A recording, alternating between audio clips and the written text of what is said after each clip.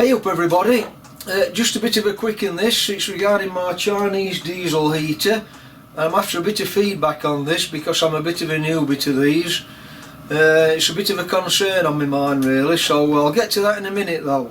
But just before that, I've had this sticker come and this letter from Kimber Zellick.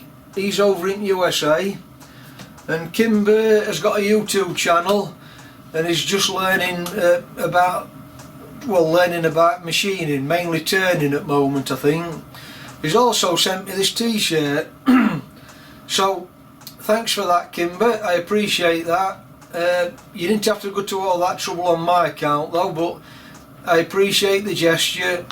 I'm glad you bought me the extra large size, not because I've put weight on over Christmas, but because I can get it over my jumper, so that's great, so thank you very much. He said he's new to machining I think, but I don't think he's new to engineering, but he's new to machining. He bought a Pratt & Whitney lathe and he's also had to do a lot of extensive, they're only minor repairs, but he's had to get into main headstock and take everything apart to get to these parts that wanted replacing. So yeah, go over and take a look at Kimber, I'd appreciate that. And thanks for that t-shirt, Kimber. Right, back onto this diesel heater.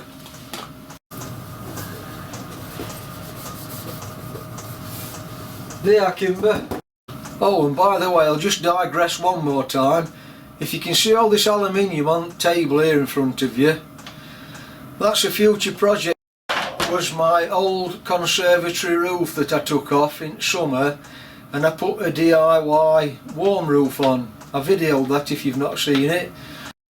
But I didn't throw the aluminium structure away purposely because I'd got a seed in me, planted in my brain, where I was thinking about doing a project with it. So watch this space for that one. Right, back onto this Chinese diesel heater.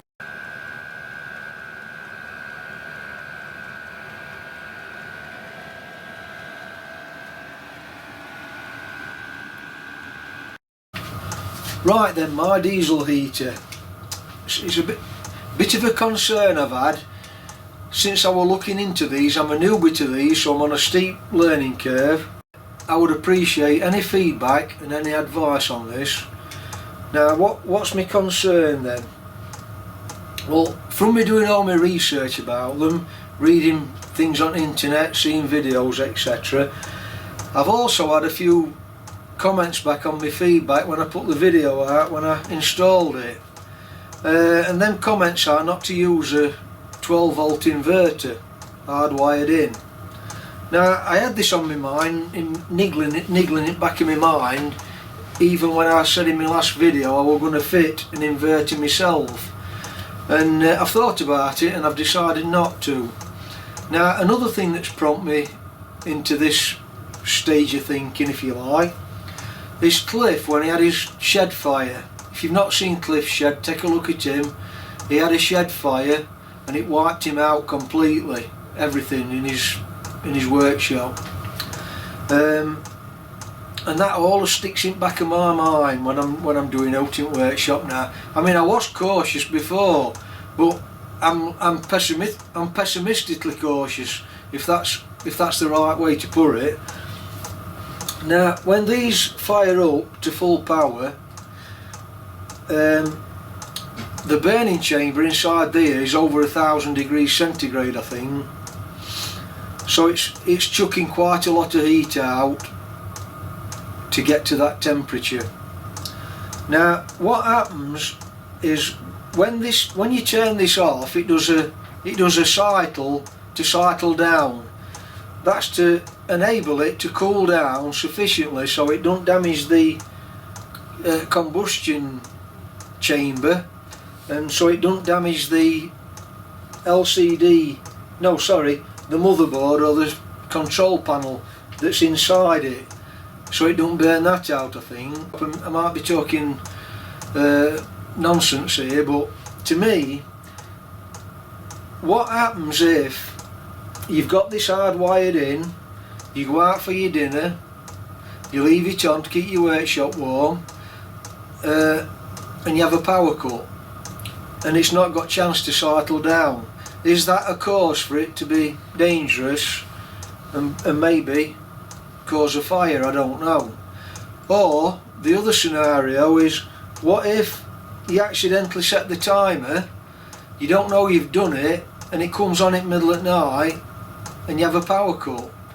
Now I know this might be thousands to one chance of that ever happening, but at some point in time, there's that many millions of these being produced, at some point in time that scenario might happen. I don't want it to happen to me.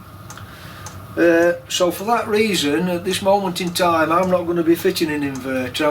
I'm going to work off my battery, and I'm going to work off my battery charger to keep me, keep my battery trickle charged and topped up.